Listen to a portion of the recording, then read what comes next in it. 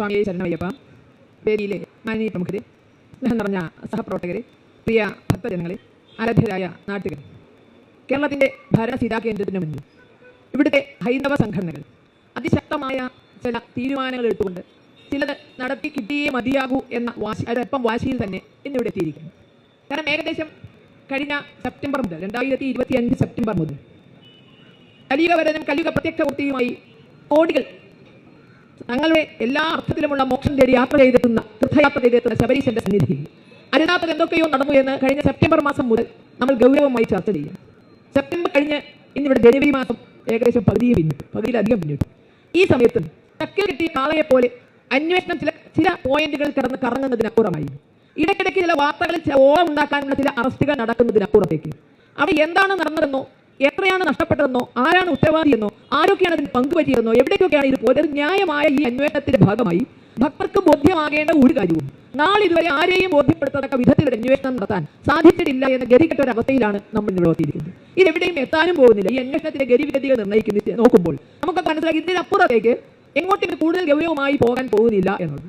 കാരണം എന്ത് നഷ്ടപ്പെട്ടു എന്നറിയുമ്പോഴല്ലേ അന്വേഷണത്തിന് കൂടുതലൊരു വ്യാപ്തിയുള്ളൂ. അപ്പോൾ അതുകൊണ്ട് തന്നെ ഈ അന്വേഷണം ഇങ്ങനെ ചക്കൽ കെട്ടിയ കാളയെപ്പോൾ കടന്ന് തിരിഞ്ഞപ്പോൾ ഈ അന്വേഷണം ഗൗരവമായി നടക്കണം. ഉത്തരവാദികൾ ആര് തന്നെയായാലും ഇതിനവിടെ ഭേദമൊന്നുമില്ല. ഉത്തരവാദികൾ ആരാണോ ശബരീശന്റെ സന്നിധിയിൽ നിന്ന് ഒരു തരിമ്പെങ്കിലും മോഷണം പോകാൻ ആർക്കെങ്കിലും ധാർമ്മികമായോ അതുമല്ലെങ്കിൽ അതിന്റെ സാമ്പത്തിക നേട്ടമുണ്ടായോ ഒക്കെ ഉത്തരവാദിത്വം ഉണ്ടായിട്ടുണ്ടെങ്കിൽ അവരെ എല്ലാം തന്നെ കയ്യിൽ വേങ്ങ വീഴം മാതൃകാപരമായി ശിക്ഷിക്കപ്പെടുകയും വേണം. ഇനി അങ്ങനെയൊന്നും നടക്കില്ല എന്ന് ഉറപ്പുവരുത്തണമെങ്കിൽ അത്തരം ഒരു അന്വേഷണം വളരെ കൃത്യമായി നടന്നേ മതിയാകും. ഇപ്പോഴത്തെ സാഹചര്യത്തിൽ നമുക്കത് നടക്കും എന്ന് യാതൊരു പ്രതീക്ഷയുമില്ല. അതുകൊണ്ട് തന്നെയാണ് ഈ അന്വേഷണത്തിൽ നമ്മൾ ആരും തൃപ്തരല്ല. ഇപ്പോൾ നടക്കുന്ന ഈ അന്വേഷണത്തിൽ നമ്മൾ ആരും തൃപ്തരല്ല. കാരണം ആരാണോ മോഷണത്തിന് നേതൃത്വം കൊടുത്തത് അവരെ ഭയന്ന് നിൽക്കുന്ന ഒരു സംവിധാനത്തിന് എത്ര കൂടുതൽ അന്വേഷിച്ച് മുന്നോട്ട് പോകാൻ സാധിക്കും?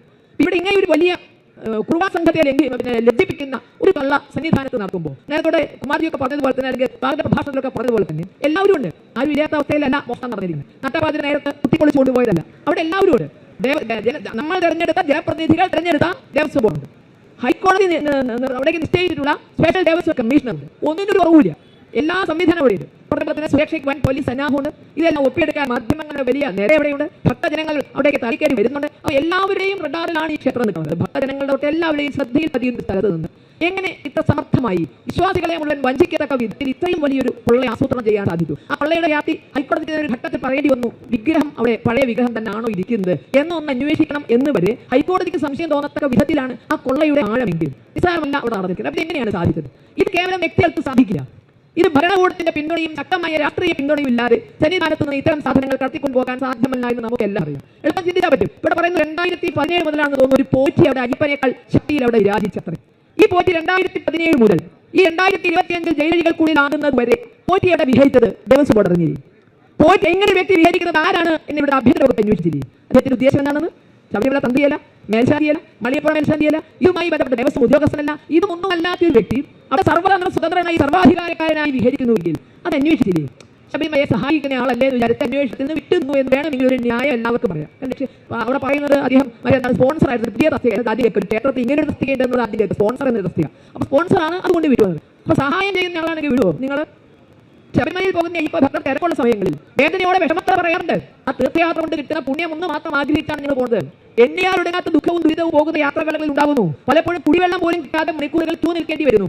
ഇങ്ങനത്തെ അവസ്ഥയിൽ അവിടെ കുടിവെള്ളം വിതരണം ചെയ്തിരുന്ന അയ്യപ്പ ഭക്ത സംഘടനകളുണ്ട്, അന്നദാനം നടത്തിയിരുന്ന സംഘടനകളുണ്ട്. അവർക്കൊക്കെ എന്താ സംഭവിച്ചത്? അവരെയൊക്കെ ഹൈക്കോടതിയെ തെറ്റിദ്ധരിപ്പിച്ചുകൊണ്ട് കണക്ക് പുറത്ത എന്ന് അറിയിപ്പിച്ച് ദേവസ്വം ബോർഡാണ്. ഇവിടുത്തെ ഭരണ സംവിധാനമാണ്. അവിടെ വരുന്ന അയ്യപ്പ ഭക്തർക്ക് ഒരു ഗ്ലാസ് വെള്ളം കൊടുക്കാൻ പോലും ഇവിടുത്തെ സന്നദ്ധ സംഘടനകൾക്കും ഭക്തജന സംഘടനകൾക്കും ഹൈന്ദവ സംഘടനകൾക്കും അധികാരമില്ല എന്ന് വിധിക്കാൻ ചങ്കൂറ്റം കാണിച്ച ദേവസ്വം ബോർഡിന് മുന്നിൽ എങ്ങനെയാണ് ഇങ്ങനെ ഒരു വ്യക്തിക്ക് സർവ്വ അഴിച്ചുകൊണ്ട് പോകാൻ പറ്റിയത്? അയ്യപ്പ ഭക്തന്മാർ കൊടുക്കുന്ന ചുക്കുവെള്ളത്തിൽ പോലും മറ്റെന്തൊക്കെയോ ലക്ഷ്യമുണ്ടോ എന്ന് കണ്ടെത്തുകയും അവരെ പുറത്താക്കാനുള്ള ചങ്കൂറ്റം കാണിക്കുകയും ചെയ്തവർക്ക് എന്റെ ഇതുപോലുള്ള വേതാളങ്ങളെ കഴുത്തിൽ മുറുക്കി പിടിച്ചിട്ടുള്ള വേതാളങ്ങളെ എന്തുകൊണ്ട് തിരിച്ചറിയാൻ സാധിച്ചില്ല? എന്തുകൊണ്ട് അത്തരം വേതാളങ്ങൾ പുറത്താക്കാനുള്ള നടപടി ഉണ്ടായില്ല? അതുകൊണ്ട് തന്നെയാണ് ഇത് ഏതെങ്കിലും വ്യക്തികളെ കൊണ്ട് സാധിക്കില്ല. അത് സ്പോൺസറാകട്ടെ ആരുമാകട്ടെ ഏതെങ്കിലും വ്യക്തികളെ കൊണ്ട് സാധിക്കില്ല. ഇതിന് അതിശക്തമായ സർക്കാരിന്റെ പിന്തുണയുണ്ട്, അതിശക്തമായ രാഷ്ട്രീയ പിന്തുണയും ഇതിനുണ്ട്. ഇപ്പോൾ ജയിലുകൾക്ക് നമ്മൾ ശരിക്കും CPM-ന്റെ അവരുടെ പാർട്ടി ചിഹ്നത്തിൽ മത്സരിച്ച MLA ആണോ എന്നാണ് കിടക്കുന്നത്. അവർ തന്നെ തെരഞ്ഞെടുത്ത ദേവസ്വം ബോർഡ് പ്രസിഡന്റ്. CPM 2 തവണ പഞ്ചായത്ത് പ്രസിഡന്റാക്കി അരുവാച്ചിരി നക്ഷത്രത്തിൽ മത്സരിച്ച് കൊല്ലം ജില്ലയിൽ പഞ്ചായത്ത് പ്രസിഡന്റാക്കി തെരഞ്ഞെടുത്ത് പിന്നീട് ദേവസ്വം പ്രസിഡന്റായി വരുന്ന മറ്റൊരു വ്യക്തിത്വമാണ്. അത്തരം നമുക്ക് CPM-ന്റെ സംഘടന സംവിധാനത്തെ അറിയാം. അത്തരം വ്യക്തികൾക്ക് രാഷ്ട്രീയ പിൻബലമില്ലാതെ സർക്കാരിന്റെ പിൻബലമില്ലാതെ ഇത്തരം കാര്യങ്ങൾ ചെയ്യാൻ സാധിക്കുമോ? അതുകൊണ്ട് തന്നെയാണ് പറയുന്നത് കേരള ഗവൺമെന്റിന്റെ നേതൃത്വമുള്ള ഇവിടുത്തെ ആഭ്യന്തര വകുപ്പിന് ഉത്തരവാദിത്തമുള്ള ഒരു അന്വേഷണം കൊണ്ടും ഇതിന്റെ യാഥാർത്ഥ്യം പുറത്തു വരില്ല എന്നുള്ളത്. കാരണം സനാതന ധർമ്മത്തെ ഇല്ലാതാക്കാൻ കച്ച കെട്ടി ഇറങ്ങിയവരാണ് എന്ന് അവരുടെ ഉള്ളിൽ അജണ്ട അവർ പുറത്തു വന്നിട്ടുണ്ട്.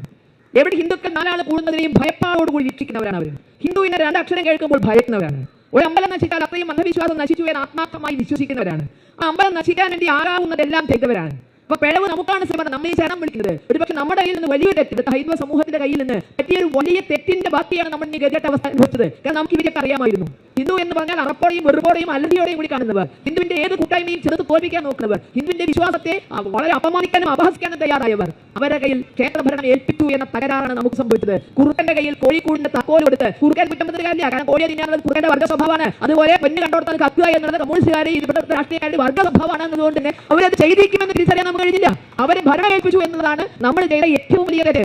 ആ തെറ്റ് നമ്മൾ എത്ര തന്നെ ശരണം വിളിച്ചാലും ഒരല്പം ഭക്തിയുള്ളവരായിരുന്നെങ്കിൽ ഒന്ന് ഭയക്കുമായിരുന്നു ഇതൊക്കെ ചെയ്യാൻ, ഒരല്പം മടിയുണ്ടാകുമായിരുന്നു ഇതൊക്കെ ചെയ്യാൻ. അവരുടെ പ്രഖ്യാപന ലക്ഷ്യം ഹിന്ദുക്കളെ എവിടെ കൂടുന്നുവോ അവിടെ നശിപ്പിക്കുക എന്നതാണ്. നമ്മൾ 220 വർഷം മുമ്പ് നിലച്ചുപോയ കുംഭമേള പുനരാരംഭിക്കാൻ പുറപ്പെട്ടപ്പോൾ എത്രമാത്രം അലർജി ഉണ്ട് കേരളത്തിൽ എന്നാൽ കാണാൻ പോകുന്നുള്ളൂ, വരാൻ പോകുന്നുള്ളൂ. പക്ഷെ അതിന്റെ മുന്നിൽ അതിന് അജണ്ടകളുണ്ട്, ലക്ഷ്യങ്ങളുണ്ട്, നശിപ്പിച്ചേ പറ്റി കൂടെ നിൽക്കരുത്. ഇങ്ങനെയൊക്കെ നടക്കുന്നവർക്ക് ശബരിമലയിൽ ആൾ വരുന്നത് സഹിക്കുമോ? ശബരിമലയിൽ കുറ്റമായി ശരണം വിളിക്കുന്നത് സഹിക്കുമോ? ശബരിമലയിൽ ആചാരാനുഷ്ഠാനങ്ങളോടുകൂടി ഹൈന്ദവ സമൂഹം ഭക്തിയോടുകൂടി കെട്ടെടുത്ത് വരുന്നത് കാണുമ്പോൾ സഹിക്കുമോ? കാരണം വിശ്വാസം വേണ്ടെന്ന് പറഞ്ഞവരാണ്, ഗണപതി ഹോമം നടത്തരുതെന്ന് പറഞ്ഞവരാണ്. അപ്പൊ അവിടെ ഇവിടെ ഏതും വലതും ഒരേ ലക്ഷ്യം, അവർക്ക് ഒരേ ലക്ഷ്യമാണ് ഹിന്ദു സമൂഹം സംഘടിക്കാതിരിക്കുക, ഹിന്ദു സമൂഹം അവരുടെ ശക്തി തിരിച്ചറിയാതിരിക്കുക, ഹിന്ദു വിശ്വാസങ്ങളെ ചോദ്യം ചെയ്തുകൊണ്ട് തന്നെ മുന്നോട്ട് പോവുക. ഇത്തരം ഒരു അവസ്ഥയിൽ നമ്മൾ കാണുമ്പോൾ ഈ 10-30 ഒരു പക്ഷേ വിജയ് മല്യ സ്വർണ്ണം പൂശിയത് മുതൽ സ്വർണ്ണവുമായി ബന്ധപ്പെട്ടും അതിന് മുൻപ് തന്നെ ക്ഷേത്രങ്ങളുമായി ബന്ധപ്പെട്ട് അഴിമതിയും അതുപോലെ തന്നെ സ്വജനപക്ഷ ഭാവിയും നടക്കാത്ത നേരായതൊന്നും നടക്കാൻ ബുദ്ധിമുട്ടുണ്ടെങ്കിലും നേരല്ലാത്തതൊക്കെ വളരെ എളുപ്പം നടക്കുന്നുണ്ട് എന്ന് നമ്മൾ കാലങ്ങളായി തിരിച്ചറിഞ്ഞുകൊണ്ടിരിക്കുന്നു എന്ന് നമുക്ക് ദേവസ്വം ബോർഡ് പറഞ്ഞു. രാജാവ് നിന്ന് ഭരണം മാറിയത് മുതൽ നമുക്ക് ദേവസ്വം ബോർഡുണ്ട്. എന്തിനാണ് ദേവസ്വം ബോർഡ്? ഇപ്പൊ തിരുവിതാംകൂർ ക്ഷേത്രത്തിൽ 1200 ക്ഷേത്രങ്ങൾ ദേവസ്വം ബോർഡിനുണ്ട്. എന്തിനാണ് ദേവസ്വം ബോർഡ്? അവിടുത്തെ കാര്യങ്ങൾ ഭംഗിയായി നടത്താനല്ലേ? അവിടുത്തെ വരുമാനം കൃത്യമായി രേഖപ്പെടുത്തപ്പെടുന്നുണ്ടോ? അവിടുത്തെ ചെലവുകൾ കൃത്യമായി രേഖപ്പെടുത്തപ്പെടുന്നുണ്ടോ? അവിടെ ഇത്തരം ഏതെങ്കിലും കാര്യങ്ങൾ ദേവസ്വം ബോർഡിന് ഭക്തജനങ്ങളെ സമാധാനിപ്പിക്കത്തക്ക വിധത്തിൽ ഒരു കണക്ക് പുറത്തുവിടാൻ എപ്പോഴെങ്കിലും സാധിച്ചിട്ടുണ്ടോ? വിശ്വാസം സംരക്ഷിക്കാൻ വേണ്ടി എന്തെങ്കിലും ചെയ്തിട്ടുണ്ടോ? സനാതനധർമ്മം പ്രചരിപ്പിക്കാൻ വേണ്ടി എന്തെങ്കിലും ചെയ്തിട്ടുണ്ടോ? അയ്യപ്പ ഭക്തർക്ക് മിനിമം സൗകര്യങ്ങൾ ഒരുക്കാൻ വേണ്ടി എന്തെങ്കിലും ചെയ്തിട്ടുണ്ടോ? അഴിമതി തടയാൻ വേണ്ടി എന്തെങ്കിലും ചെയ്തിട്ടുണ്ടോ? എന്തിനാണ് ദേവസ്വം ബോർഡ്? എന്തിനാ ദേവസ്വം മന്ത്രി വിശേഷാൽ നടന്നു ദിവസമൊക്കെ ഭക്തന്മാർക്ക് കൃഷ്ണം കാണിക്കാൻ വേണ്ടിയിട്ട് 1-ാം തീയതി ആകാം, അത് അല്ലെങ്കിൽ മകരവിളക്കിനാകാം, അത് ഭക്തന്മാർക്ക് കൃഷ്ണം കാണിക്കാൻ വേണ്ടി മാത്രമാണോ ഒരു ദേവസ്വം മന്ത്രി ഉള്ളത്? അതല്ല എങ്കിൽ ഇത് ധാർമ്മികമായ ഉത്തരവാദിത്വമില്ലേ? ഇത്രയും വലിയ കൊള്ള നടന്നിട്ട് അവിടെ അഴിമതി നടന്നിട്ട് അതിന്റെ ധാർമ്മിക ഉത്തരവാദിത്വം മന്ത്രിക്കില്ലേ? അന്വേഷണം എന്റെ മന്ത്രിയുടെ അടുത്തെത്തുമ്പോൾ ഞെടുങ്ങിപ്പോണത്, അവിടെ എത്തുമ്പോൾ സായിപ്പിനെ കാണുമ്പോൾ കവാത്ത് മറക്കുന്നു എങ്കിൽ ആ കവാത്ത് മറക്കുന്നവർ അന്വേഷിക്കരുത്. അതുകൊണ്ട് തന്നെ ഇത് സ്വതന്ത്രമായ ഒരു കേന്ദ്ര ഏജൻസി CBI തന്നെ അന്വേഷിക്കണം. ഹൈന്ദവ സംഘടനകൾ അതിൽ കുറഞ്ഞ ഒരാവശ്യത്തിനും ഈ പൊറാട്ട് നാടകങ്ങൾ പോരാ. ഈ അറസ്റ്റ്, ആ അറസ്റ്റ്, മറ്റേ അറസ്റ്റ് പറഞ്ഞിട്ട് ഇപ്പൊ ഇത്ര ഗ്രാം പോയി, പിന്നെ പറയും 10 ഗ്രാം പോയി, അവിടുന്ന് ഇങ്ങനെയുള്ള കഥ പിന്നിലേക്ക് പണ്ട് നമ്മുടെ മകാരവാരികകളൊക്കെ പല ഫീച്ചറുകൾ എഴുതുന്നു. മസാലയൊക്കെ പറ്റി ജനങ്ങൾക്ക് വായിക്കാൻ പറ്റുന്ന വിധത്തിൽ പല ഫീച്ചറുകൾ വരുന്ന വിധത്തിൽ അത്തരത്തിൽ ഫീച്ചറുകൾ ഉണ്ടാക്കുന്ന ഒരു അന്വേഷണത്തിൽ ഞങ്ങൾ തുടരല്ല.